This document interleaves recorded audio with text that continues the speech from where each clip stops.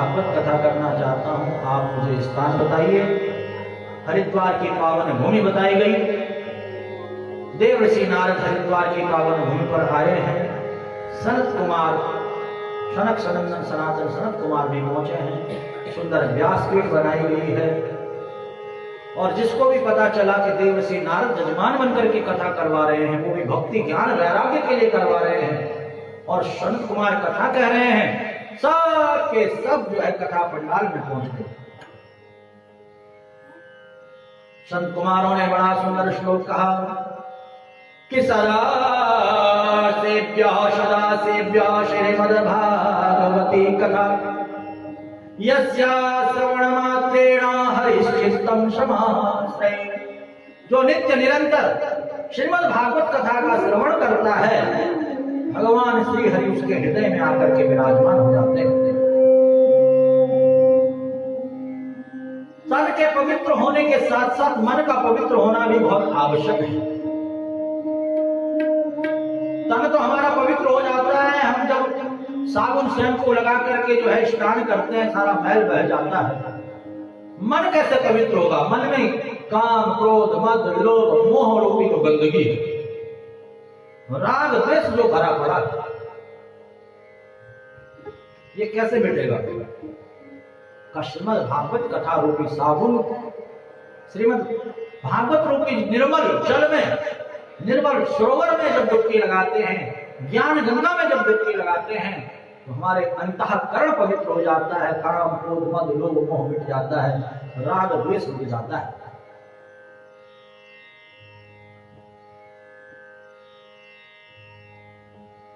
यहां पर बड़ा सुंदर श्लोक है कि आजन्म मात्रमपि येन सठेन किंचित् चित्तम विदाय शुभ शास्त्र कथा नवीता चांडालवच खरवत तेन नीतम मिथ्या स्वजन्म जननी जन दुख भाजम। जिसने मनुष्य जन्म पाकर के श्रीमद् भागवत कथा का पाठ नहीं किया, आयोजन नहीं किया, कथा का श्रवण नहीं किया, उसने चांडालवच खरवत तेन नीतम, चांडाल की तरह, गधे की तरह अपना जीवन व्यर्थ में गंवा दिया। मिथ्या स्वजन्म जननी जन दुख भाजो। जननी किसे कहते जानते हो? जिसने आपको जन्म दिया है। कहा जिसने मनुष्य जन्म पाकर के श्रीमद् भागवत कथा, राम कथा, शिव कथा, देवी भागवत कथा, जिसने कथा कीर्तन सत्संग में जाकर के आनंद नहीं लिया, आयोजन जिसने अपने घर पर नहीं कराया, संत ब्राह्मणों को अपने घर पर जिन्होंने सेवा नहीं किया, उसने चांडाल और गधे की तरह अपना जीवन व्यर्थ में तो गंवाया गंवाया। जिस माँ ने 9 महीने तक गर्भ में धारण किया, उस माँ के गर्भ को भी कलंकित कर दिया। योगा गर्जति सप्ताहो ध्याना ज्ञाना च गर्जति किं ब्रोमो गर्जनं तस्या रे गर्जति गर्जति। सप्ताह के सामने योग, ध्यान, ज्ञान सबकी गर्जना समाप्त हो जाती है। श्रीमद् भागवत सप्ताह के सामने कोई टिक नहीं पाता है। सब साधनों को तृणवत कर सप्ताह कथा निरंतर गरजता रहता है। भागवत की ऐसी महिमा सुन करके शौनक आदि 88,000 ऋषियों ने श्रीमद् भागवत महापुराण की जय घोष की है। पूरे श्रीमद् भागवत महापुराण की प्रश्न किया है कि इस भागवत की इतनी ज्यादा महिमा क्यों है? श्रीमद् भागवत महापुराण की इतनी भारी महिमा क्यों है? कई लोग होते हैं ना, आप उन्हें निमंत्रण दे दो, चलो भाई कथा में चलो, कथा सुनने चलो, तो क्या कहते हैं कि क्या होगा कथा में जाकर के, क्या है ये भागवत? कई लोग विरोध के स्वर भी उठाते हैं। तो ध्यान देना उन लोगों के लिए है जो कहते हैं क्या है भागवत, क्यों जाए हम भागवत की शरण में, क्या महिमा है भागवत की? तो यहाँ पर स्पष्ट सूत जी महाराज कह रहे हैं कि भागवत कोई साधारण पुस्तक नहीं है, साधारण किताब नहीं है। स्वकीयं यद् भवेतेज तच्च भागवते धाम तिरोधाय प्रविष्टोऽयं श्रीमद्भागवतार्णवम्। भगवान स्वयं श्रीमद् भागवत में प्रवेश किए हैं। तेनेयं वाङ्मयी मूर्ति प्रत्यक्षा वर्तते हरि। साक्षात भगवान श्री कृष्ण भागवत के रूप में इस कलिकाल में विराजमान है, सप्त विग्रह के रूप में। प्रत्येक शब्द में कृष्ण समाया हुआ, और इतने बड़े विद्वान, इतने बड़े विद्वान। इसलिए ये श्रीमद् भागवत महापुराण कोई साधारण पुस्तक नहीं है, साधारण किताब नहीं है, साक्षात भगवान का श्री विग्रह। बोले भक्तवत्सल भगवान की। श्रीमद् भागवत महापुराण शब्द विग्रह है, पूजा विग्रह है, अर्चना विग्रह है। इसको सुना जाता है, इसको पूजा जाता है, इसकी अर्चना वंदना की जाती है। भक्ति सुतो तो तरुणो गृहीत्वा प्रेमे करो पासी। श्री कृष्ण गोविंद हरे मुरारी। तो इस भागवत के प्रभाव से मृतक आत्मा भी मोक्ष को प्राप्त कर लेती है। का कोई उदाहरण आपके पास हो तो आप बताओ। तो यहां पर गोकर्ण और धुंधकारी की बड़ी सुंदर कथा है। आप लोगों ने कथा सुनी है पहले भी कई बार कि आत्मदेव नामक ब्राह्मण है जो तुंगभद्रा नदी के किनारे एक गांव में रहते हैं। उनकी पत्नी का नाम मुंगली देवी है। पंडित जी का कार्य है पूजा करना, पाठ करना, यज्ञ करना, अनुष्ठान करना, पढ़ना, पढ़ाना, दान लेना, दान देना, यज्ञ करना, यज्ञ करवाना, ये ब्राह्मण का कर्म है। पंडित जी के पास अपार धन है परंतु संतान नहीं है। पंडित जी की जो कन्याएं है वह बिल्कुल विपरीत है। पूजा पाठ से कोई लेना देना उनका नहीं रहता है। लोगों ने पंडित जी को टोकना प्रारंभ कर दिया, पंडित जी इतना धन क्या करोगे इस धन का, कौन खाएगा इस धन को, आपके कोई संतान नहीं है, आपके पितृदोष है। आप आम का पेड़ लगाते हो फल नहीं देता है, आप तुलसी का पौधा लगाते हो सूख जाता है, आपके घर में गाय बंधी पड़ी है, न बछड़ा न बछिया, आपके घर में अकारण कल है, क्लेश हो जाता है। ये सब चिन्ह जो है पितृदोष के हैं। आत्मदेव पंडित जी आत्महत्या करने का निर्णय किए। वन में जाकर के सोच रहे हैं कि कैसे मैं आत्महत्या करूं। वहीं पर एक संत आ गए। संत ने आत्मदेव को कहा क्या बात है, क्यों दुखी हो। कहा मेरी संतान नहीं है इसलिए मैं दुखी हूं। कहा क्या करोगे संतान लेकर के। अभी संतान नहीं है, एक ही दुख है। संतान हो गई, पुत्र कुपुत्र निकल गया तो एक नहीं हजारों दुख देगा। इसलिए तुम लड्डू गोपाल ठाकुर जी को, परमात्मा को अपना मान लो, अपना बना लो। लोग कहते भी हैं, कौन कौन कहता है, त्वमेव माता च पिता त्वमेव बंधु च सखा त्वमेव विद्या द्रविणं त्वमेव सर्वं मम देव देव। कौन कौन कहता है, खड़ा करो। सब कहते हो कि नहीं कहते हो, और कहते ही कहते हो, मानते भी हो कि नहीं मानते। मानना, कहना और मानना में जमीन आसमान का अंतर है। भगवान से संबंध जोड़ो। जितना प्रेम आप अपने बेटे से, अपनी बेटी से करते हो, अपने नाती पोता से करते हो, अपना मकान दुकान से करते हो, अपना रुपया पैसा से करते हो, उतना ही प्रेम अगर ठाकुर जी से होगा तो वही आपका मानना सार्थक होगा। और वहीं आप भेदभाव कर लो। बेटे की शादी में तो करेंगे जो है 5 लाख रुपया खर्च, ठाकुर जी की कथा में निकालेंगे 5 रुपया, तो भेदभाव हुआ कि नहीं हुआ। बोले वृंदावन बिहारी लाल की।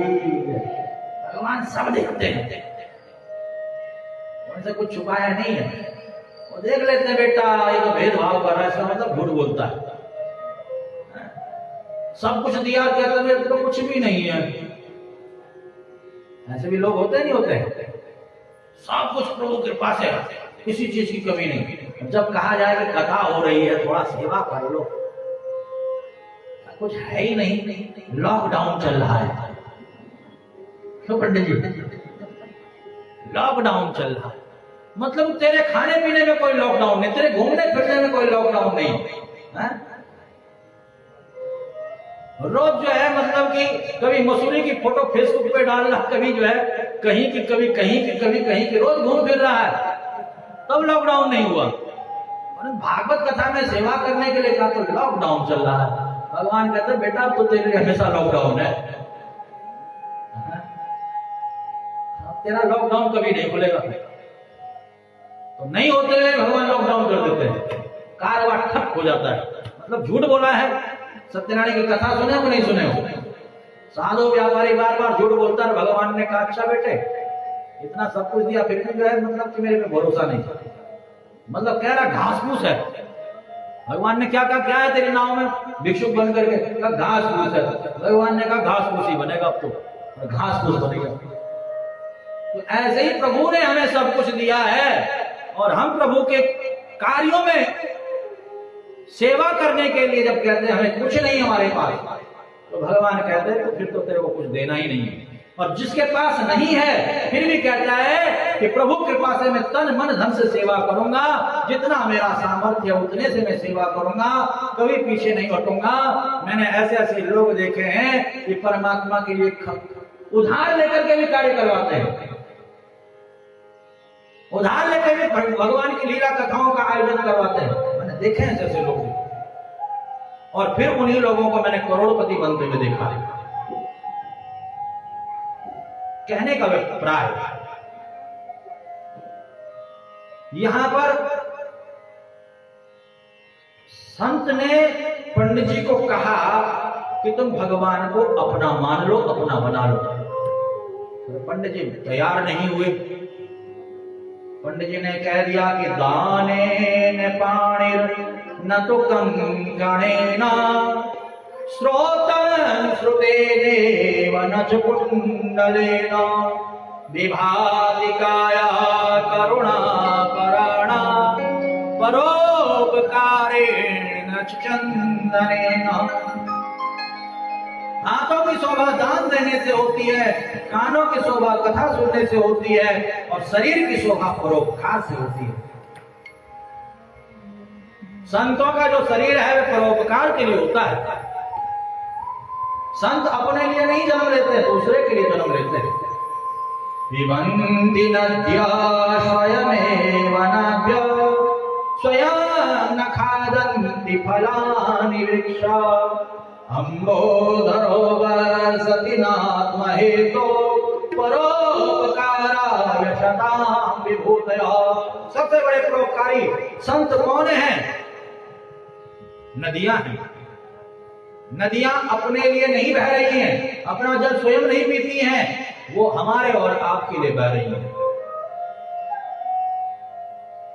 दूसरे नंबर पर जो वृक्ष है वे बड़े परोपकारी संत हैं, वे अपना फल स्वयं नहीं खाते हैं, हमारे और तुम्हारे लिए वे फल समर्पित कर देते हैं। जो बादल गरजते तरसते बरसते हैं, ये बादल परोपकारी हैं, अपने लिए नहीं बरसते, हमारे और तुम्हारे लिए बरसते हैं। इसी प्रकार से आप अगर परोपकारी हो तो आपसे बड़ा संत कोई नहीं है। ये सारा ज्ञान मुझे पता है, आप तो बस मुझे ऐसा आशीर्वाद दो कि मुझे जो है संतान का सुख मिल सके। संत ने कहा कि तुम एक जन्म की बात कर रहे, तुम्हारे तो 7 जन्म तक संतान योग नहीं है, संतान योग नहीं है। फिर क्या था, पंडित जी ने पैर पकड़ लिया, सर पटकना शुरू कर दिया। जब आप 7 जन्मों का जानते हो तो हमें संतान प्राप्ति का वरदान भी आप दे सकते हो। संतान प्राप्ति का भी आप वरदान दे सकते हो।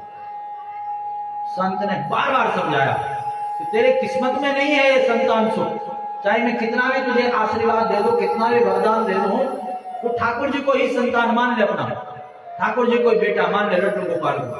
और कहां मानने वाले,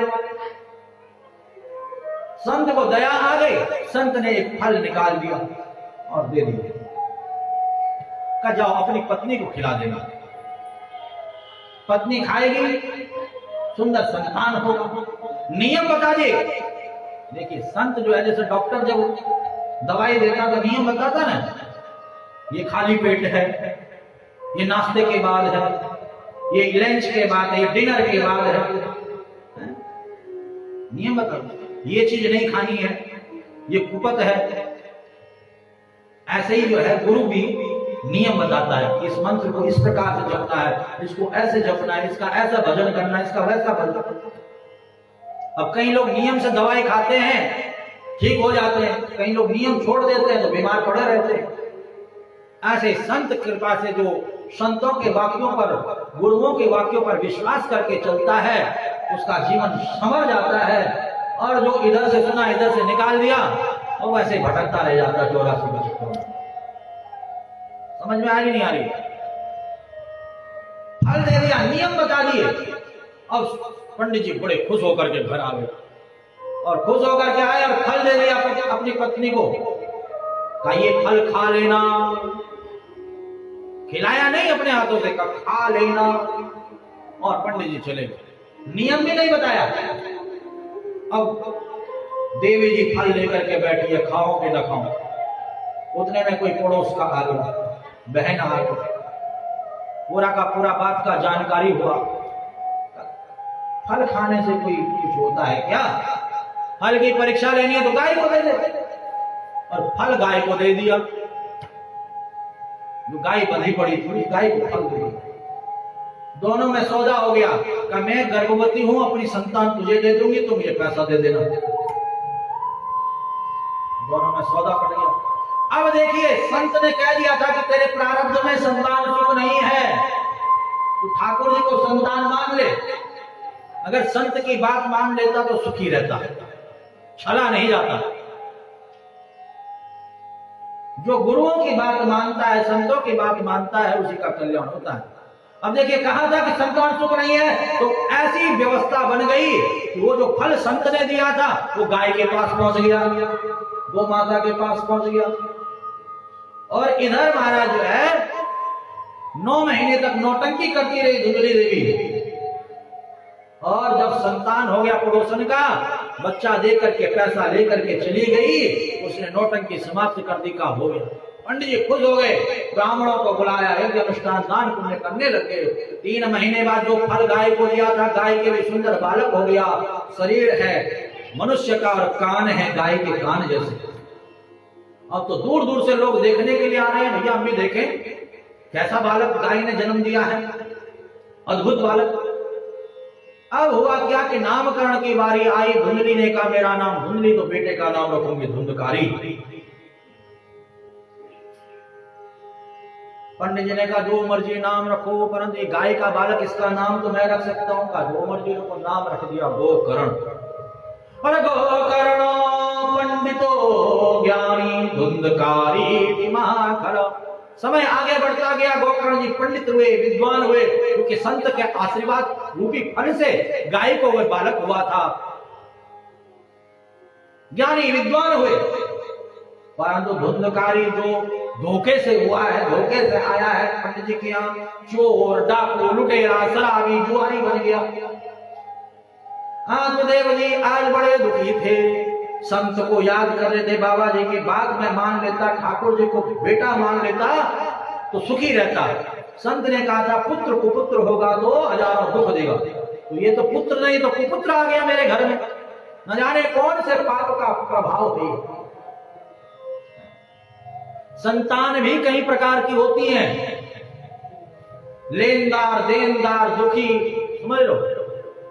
किसी को हमने पूर्व जन्म में दुख दिया हो तो वो संतान बनकर के आ जाता हमें दुख देने के लिए। किसी का कर्जा नहीं चुकाया हो तो वो आज हमें कर्जे में डुबोने के लिए आ जाता है।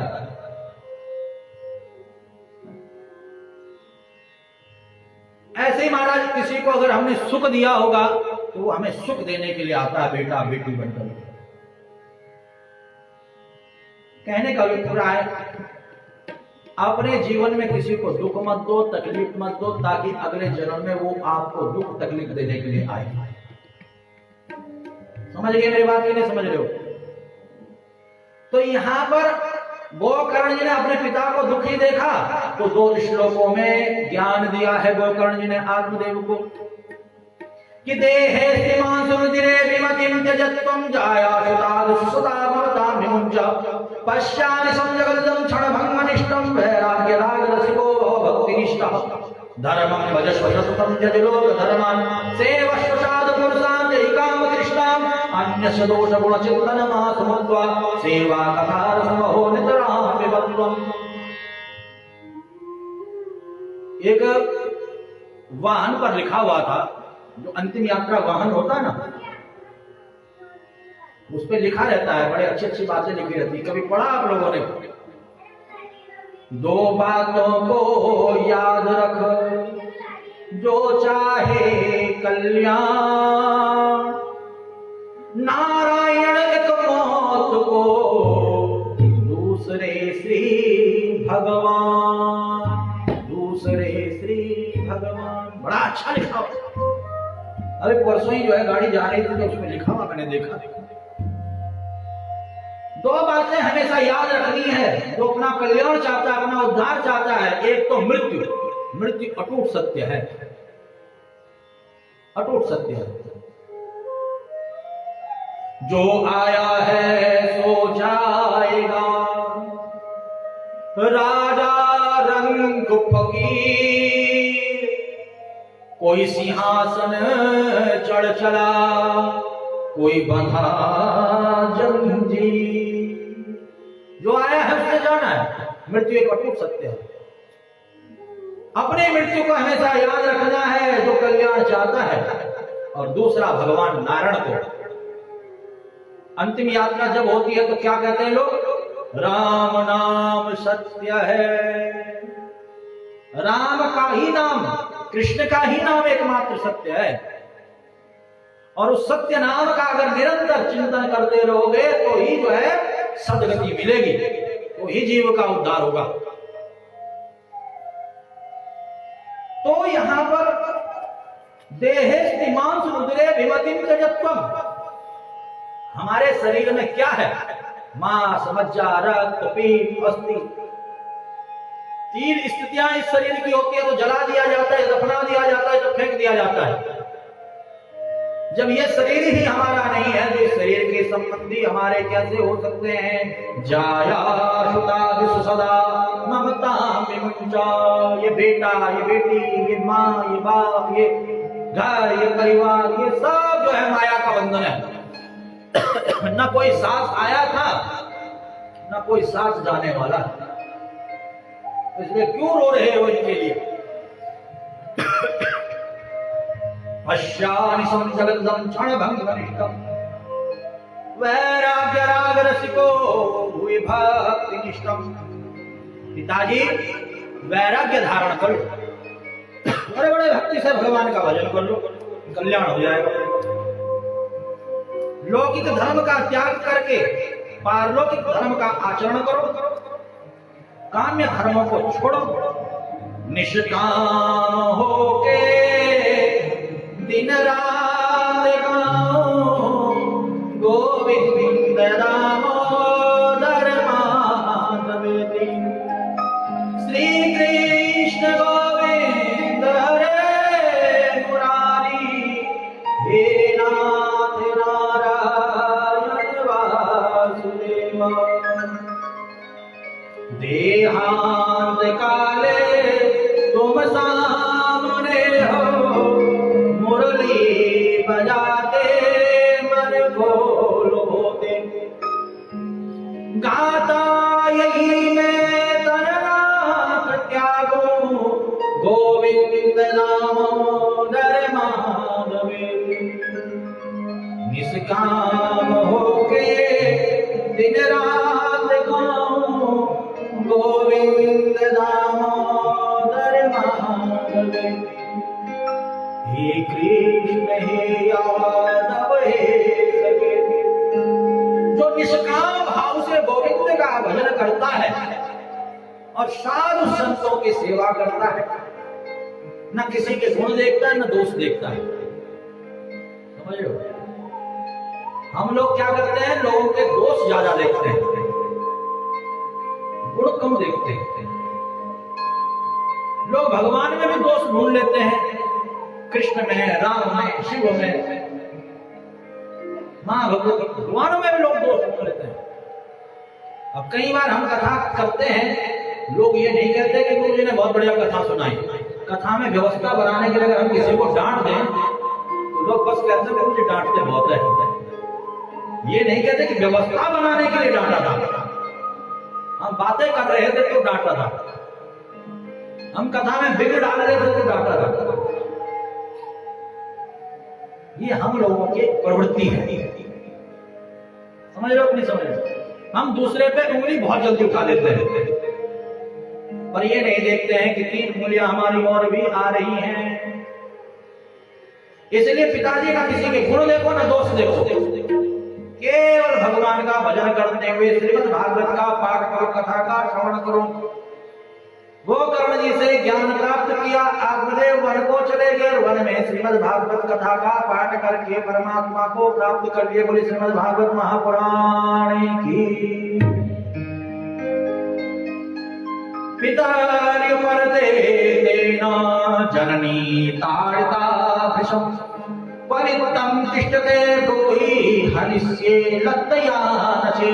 पिताजी चले गए वन को, गोकर्ण चले गए तीर्थ यात्रा को। अब धुंधकारी अपनी मां धुंधली को लातों से, डंडों से, घूसों से मारने लगा। बता पैसा कहां है? बेटे के सताए जाने पर मां कुएं में कूद करके आत्महत्या कर गई।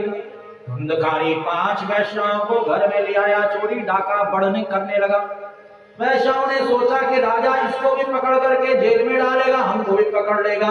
सोया हुआ था धुंधकारी, 2 ने हाथ पकड़ लिए, 2 ने पैर पकड़ लिए, एक छाती पर चढ़ करके गला दबाने लगे। इसके प्राण नहीं निकले तो चूल्हे में से अंगारे लेकर के इसके मुख में भर दिए और तप्तांगार समूहाश्च तन्मुखे चिक्षिपु अग्निज्वालादि दुःखेन व्याकुलो निधनं गतः। तड़पता हुआ, छटपटाता हुआ धुंधकारी के प्राण निकल गए और धुंधकारी प्रेत योनि में पहुंच गया। उन गणिकाओं ने, वैश्याओं ने सारा धन लिया और वहां से चली गई। गोकर्ण को तीर्थ यात्रा में अपनी भाई की मृत्यु का पता चला तो जहां जाते वहीं श्राद्ध पिंडदान करते। एक दिन जब घर आए, रात्रि के समय पर लोगों को परेशान न करो तो अपने घर में घुस गए। कोना सांप क्या जैसे लेटने लगे। सर्वत इंद्र शपिक्षाग्नि पुरुषो भव। कभी भेड़, कभी बकरा, कभी कुत्ता, कभी बिल्ली। गोकर्ण जी ने धैर्य पूर्वक गंगा जल हाथ में लेकर के अभिमंत्रित करके जैसे छिटा दिया। बता कौन है तू? अहम भ्राता मदीयोष्मि धुंधकारी नामतः स्वकीये देवदोषेण ब्रह्मत्वमनासितं मया। भैया मैं धुंधकारी हूं, अपने दोषों के कारण, पापों के कारण मनुष्य जन्म को निरर्थक करके, ब्राह्मण कुल को निरर्थक करके आज प्रेत योनि में पहुंच गया हूं। मेरी मुक्ति का उपाय करो। सुई की नोक से भी बारीक मेरा शरीर है, ना मैं कुछ खा पा रहा हूं ना कुछ पी पा रहा हूं। मेरे को मुक्त करो। प्रातः काल तुम्हारी मुक्ति का उपाय किया जाएगा, अभी तुम जाओ। प्रातः काल हुई, पूरा गांव इकट्ठा हो गया। गोकर्ण जी आए हैं, गोकर्ण जी आए हैं। गोकर्ण जी ने पूरा का पूरा समाचार अपनी भाई की मृत्यु का सुना। सूर्यनारायण भगवान का स्तवन किया। सूर्यनारायण भगवान से कहा मेरे भाई की मुक्ति कैसे होगी? सूर्यनारायण भगवान ने आकाशवाणी करके कहा कि श्रीमद् भागवतानुमुक्ति सप्ताहे वाचनम करो। सप्ताह कथा का आयोजन करो। गोकर्ण जी ने सप्ताह कथा का आयोजन किया। अब आत्मा कहाँ टिके? हवा प्रधान होती है ना, वायु प्रधान। तो 7 गांठ का बांस लगा दिया। 7 दिन की कथा पूर्ण हुई और वे आत्मा 7 दिनों तक उस बांस के भीतर कथा सुनी और 7वें दिन मुक्त होकर के जब कथा को विश्राम दिया तो मुक्त होकर के प्रकट हो गई। गोकर्ण जी ने कहा कौन हो? विमान आया, पूछा क्यों आए हो, किस लिए आए हो? तो वो आत्मा तो परमात्मा का ही रूप धारण करके प्रकट हो गई थी। वह बोल बैठी, धन्या भागवती वार्ता प्रेत पीड़ा विनाशनी। धन्य है ये भागवत की कथा जो प्रेत योनि से भी मुक्ति दिला देती। भैया मैं आपका भाई गोकर्ण, आज भगवान का ही रूप मुझे इस भागवत की कृपा से मिला। कई इतने सारे श्रोता विमान एक कथा के श्रवण में अंतर आ जाता तो फल में भी अंतर आ जाता है। समझ रहे हो बात की नहीं समझ रहे? श्रोता भी कई प्रकार के होते हैं, बताया करता हूं। एक होता है श्रोता, सुपारी काटने वाले को क्या कहते हैं? श्रोता कहते हैं सुपारी काटने वाले को भी। एक ये होते हैं कथा में आते हैं तो केवल कमियां ही कमियां ढूंढते हैं, उनका काम है कमी ढूंढने का। ऐसा नहीं हुआ, वैसा नहीं हुआ, ये नहीं हुआ, वो नहीं हुआ, ये ठीक नहीं, वो ठीक नहीं। पहले नंबर वाले, कथा से कोई मतलब नहीं है उन्हें। दूसरे नंबर वाले सोता, कथा में आते हैं और सो जाते हैं। वृंदावन हरिलाल की, नींद से जग जाते हैं। जब जयकारा होता है तो बड़ी सुंदर कथा चल रही है। अरे भैया सुंदर कथा तो समाधि में था, नींद में था तो का यही तो सुंदर कथा। घर में नींद की गोली खाते तो नींद नहीं आती, यहाँ पे कितनी बढ़िया नींद आ जाती है। बोले वृंदावन बिहारी लाल की। तीसरे नंबर वाले बिल्कुल शुद्ध श्रोता, कथा शुरू होने से पहले आते हैं और व्यवस्थाओं को बनाते हैं। पूरी कथा मन लगा करके सुनते हैं और जब कथा विश्राम होती तो व्यवस्थाओं को समेट करके प्रसाद दे करके जाते हैं और सबको कहते हैं भैया कथा चल रही है, कुंभ पर्व प्रारंभ हो चुका है, माघ मास चल रहा है, जीवन की श्रेष्ठता और सार्थकता इसी में है। कथा में चलो, सेवा करो, भजन करो, कथा सुनो और अपना कल्याण करो। ऐसे तीसरे नंबर वालों के लिए ही ठाकुर जी आते हैं लेने के लिए। बोले भक्त वत्सल भगवान की। अब आप कौन से नंबर के हो ये आप जानो।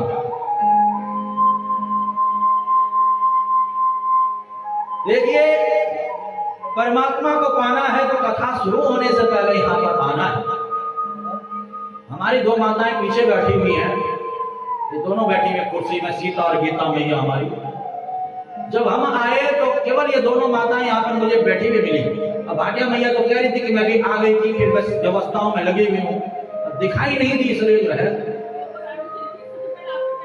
बोले हाँ हमारी ये मैया भी थी, प्रवीण वाली मैया। बोले वृंदावन बिहारी लाल की।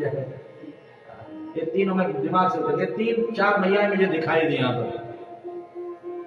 इतने में हमारा जो है दीपक भी आ गया, अपने काम से भागा भागा आया। मैंने कहा दीपक क्या बात है? कहा गुरुजी बस सब देखिए सब काम देखना होता है। मैंने कहा चल कोई नहीं भाई, जो माताएं खाली बैठी हुई हैं वो धीरे धीरे आएंगी घरों से निकल करके, हम उनका धीरे धीरे एक एक करके स्वागत करेंगे। बोले वृंदावन बिहारी लाल की।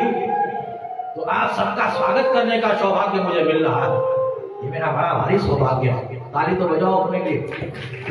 बोले वृंदावन बिहारी लाल की।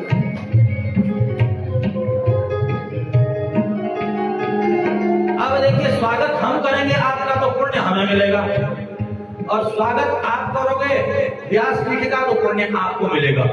अब पुण्य हमें देना है या आपको अपने आप लेना है, ये आप लोगों के ऊपर बात है। एक है कि नहीं है? बताओ क्या करोगे? पुण्य हमें दोगे तो तुम लोगे?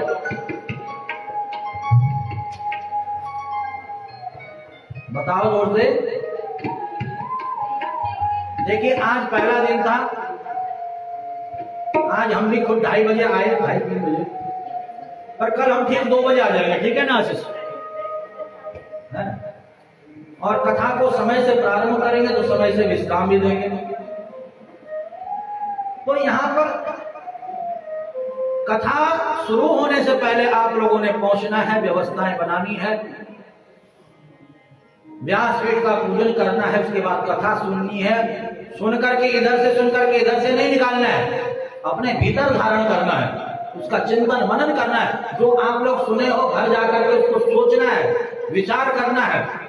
अपने घर में जो लोग आए नहीं कथा में उन्हें बताना है कि आज कथा में हमने ये सब सुना है। और अकेले आओगे गुना फल मिलेगा, 2 जनों को लेकर के आओगे 2 गुना, 10 जनों को लेकर के आओगे 10 गुना। श्रोता जितना ज्यादा होते हैं उतना पुण्य मिलता है। इसलिए अधिक से अधिक संख्या में कथा सुनने के लिए आना है। कथा के नियम बहुत सारे यहाँ पर बताए गए हैं, बहुत सारे नियम हैं, परंतु देखिए नियमों का पालन बहुत लोग नहीं कर पाते हैं। भाव का भूखा हूं मैं, भाव ही बस सार है, भाव से भर ले मुझे तो भाव से बेड़ा पार है।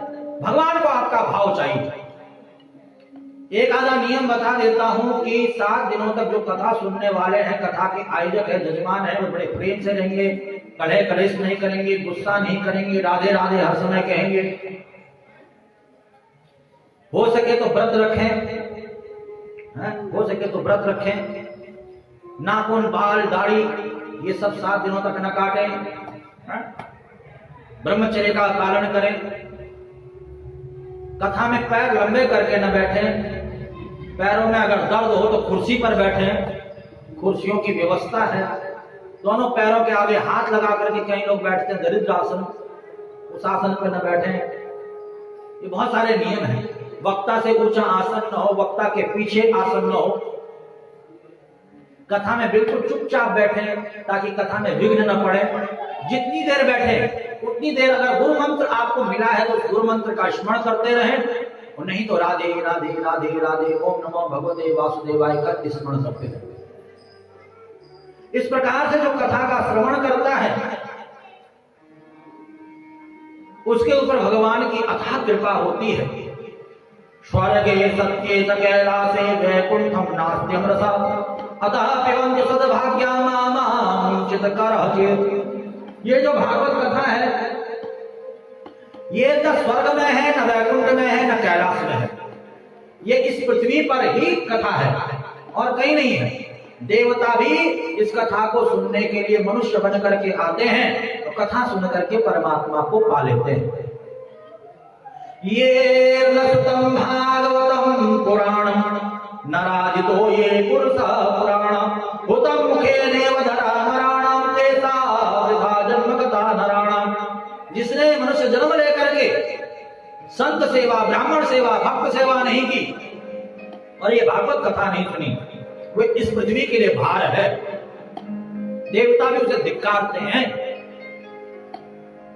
और जो कथा सुनता है, संत सेवा, ब्राह्मण सेवा, गो सेवा, भक्तों की सेवा करता है, देवता भी उसे खूब आशीर्वाद देते हैं। दारिद्र्य दुख ज्वरदाहितानां माया पिचासी परमर्दितानां संसार सिंधु परिपालितानां क्षेमाय वे भागवतम प्रकर्षन्ति। कितना ही बड़ा दुख क्यों न हो, कितना ही बड़ा कष्ट क्यों न हो, जो भागवत कथा की शरण में आ जाता है सारे के सारे दुख, सारे के सारे कष्ट मिट जाते हैं। आप सभी इस पावन अवसर पर इस कथा श्रवण करने के लिए दूर दूर से आए हैं। हमारे शर्मा जी पीछे आए हुए हैं, देखिए विष्णु गार्डन से चल करके आए हैं, कितनी दूर दूर से आए हैं। शिवलोक कॉलोनी से हमारी बहन बैठी हुई है, माता बैठी हुई है। बसंत विहार कॉलोनी से हमारी बीना मैया, शांति मैया बैठी हुई है। दूर दूर से श्रोता यहाँ पर उपस्थित हो रहे हैं। आप लोग अड़ोस पड़ोस में रह रहे हो, तो इसलिए आप लोगों का भी दायित्व बनता है कि आप लोग आए और आकर के कथा का श्रवण करें। सबसे पहले तो मकर संक्रांति से कुंभ पर्व प्रारंभ हो गया। मैं आप लोगों को हृदय से बहुत बहुत बधाई देता हूं। और संक्रांति से ही जो कथा श्रवण करता है, जब तक ये कुंभ पर्व 4 महीने का जो चलता है, 3, 4, 5 महीने का जो भी है, कथा सुनता है इस पूरे समय में। कथा सुनने के साथ साथ जो कथा घर में भी पढ़ता है। हमारी बीना मैया ने आज ही कथा को विश्राम दिया और आज से फिर संकल्प ले लिया कि पूरे वर्ष पूरा दोबारा से भागवत का पाठ करूंगी। जो घर में भी पड़ता है, जो वस्त्रदान, अन्नदान, धनदान, गौदान, स्वर्णदान, भूमिदान, यथाशक्ति यथा सामर्थ्य इस समय पर दान पुण्य करता है, कथा सुनता है, दान पुण्य करता है और गंगा स्नान करता है, उसके करोड़ों करोड़ों जन्मों के पाप कट जाते हैं और वे सीधा स्वर्ग में इंद्र पद को प्राप्त करता है। बोले भक्त वत्सल भगवान की। इसलिए ये शुभ अवसर आपको प्राप्त हुआ है, आप यहाँ पर भी कथा सुनिए और इसके बाद 1 तारीख से ज्वालापुर रेलवे स्टेशन पे शिव वाटिकेश्वर मंदिर है, वहां पर कथा का प्रारंभ होगा, शुभारंभ होगा। वहां पर भी आकर के आप कथा सुने, जहां भी कथा हो वहां जाकर के कथा का श्रवण करें। आप सभी को बहुत बहुत हृदय से मैं बधाई देता हूं और ठाकुर जी से प्रार्थना करता हूं कि आपके जीवन में सुख समृद्धि आए और आपका मन भक्ति में लगे रहे। कथा सबको समझ में आए कि नहीं आई, बताओ जरा। किस किस को कथा समझ में आई, जरा दोनों हाथ खड़ा करके बताओ। समझ में आई कथा? पक्का बात?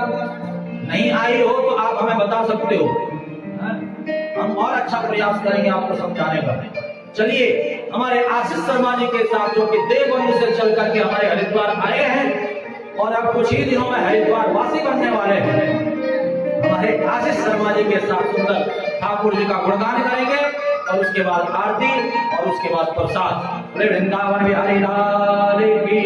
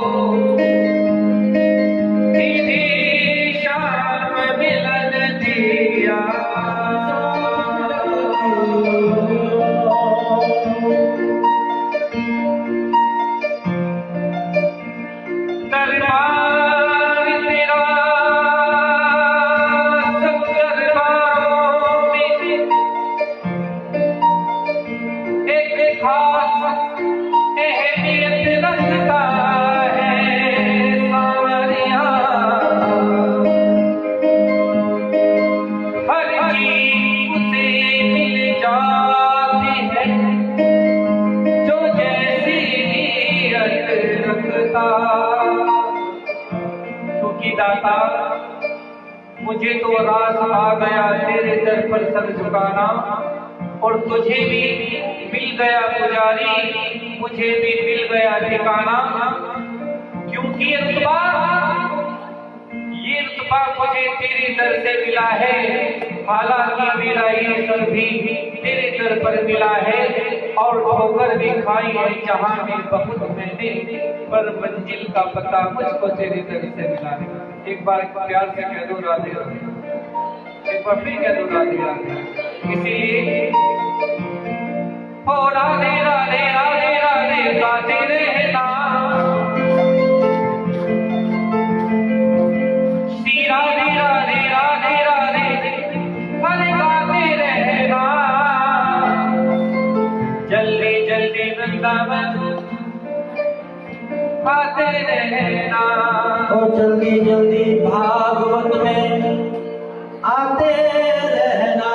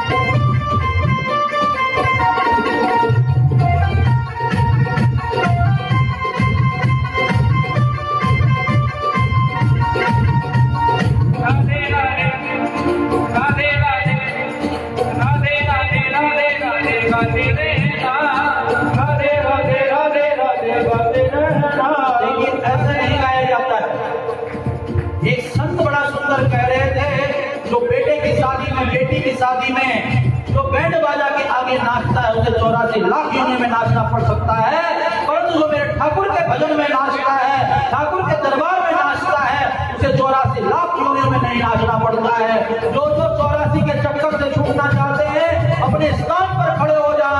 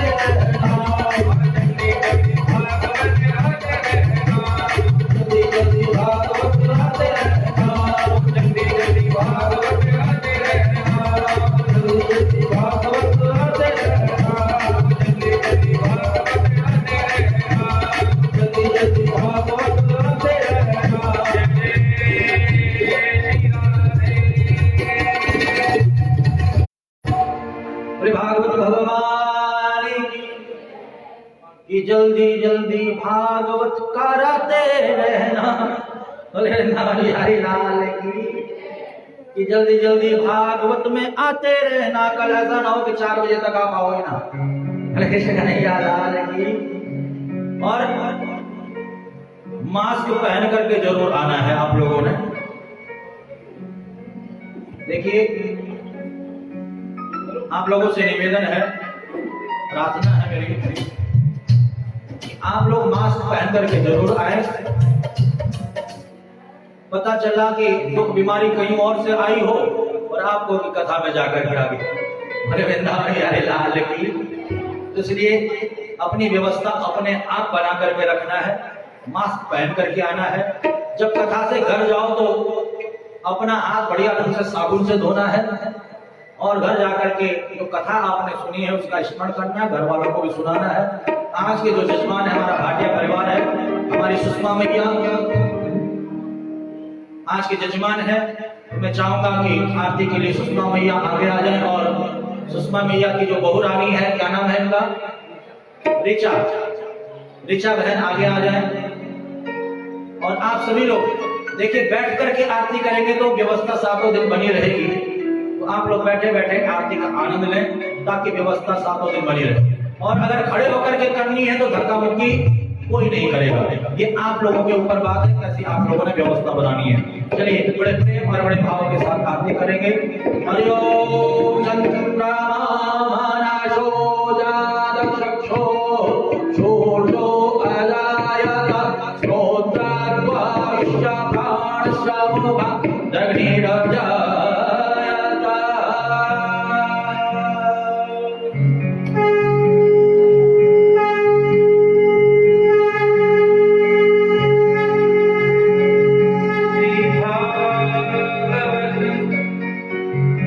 भगवान की है आरती, पापियों पाप से है आरती।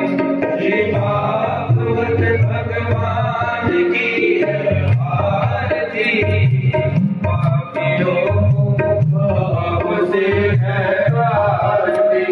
श्री भागवत भगवान की आरती, पापियों पाप से है आरती। श्री